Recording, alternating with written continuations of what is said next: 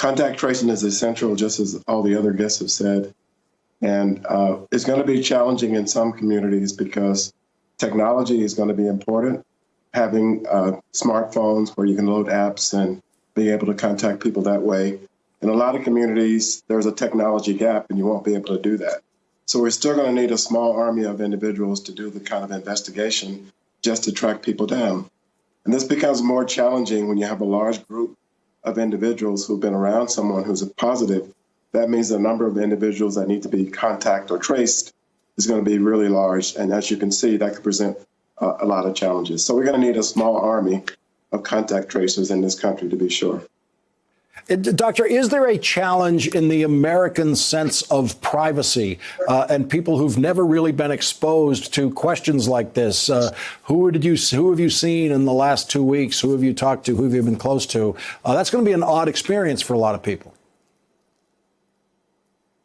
Yes, and we've gone through this before, because you might recall that in the earliest days of the HIV epidemic in this country, we had to identify the sexual contacts of the positive individuals to try to let them know that they'd possibly been exposed to HIV. And of course, when you're talking about sexual intercourse and things like that, the privacy becomes even more apparent, even more challenging. So you're right, there's going to be an issue with privacy and not wanting to reveal a lot of information. And that's going to be one of the problems with the apps that are being developed, where the person might not even know they're being traced because, you know, the phone data is being used to do that. So that's one of the problems we have to solve, the ethical issues around contact tracing. But we've got to do it because without contact tracing, we're not going to put this virus back in the box. We just have to have contact tracing. So Doctor, testing without contact tracing, all that ends up doing is dealing with the person who tested positive, but not dealing with all of the possible people that person infected. And so the virus continues to spread without contact tracing. Correct. Testing in and of itself will tell us where the virus is, but our goal is to control the spread of the virus.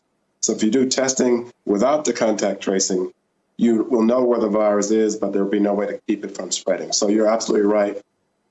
Contact tracing goes hand in hand with testing. For example, smallpox was eradicated by a vaccine, but people don't really understand that contact tracing helped us to eradicate smallpox, because what they did was they would identify a positive individual and then selectively vaccinate the people in that community as a way to keep the virus from spreading. And I would argue that when we get a vaccine, we should think about doing exactly that. Make sure we use the vaccine where it's most needed.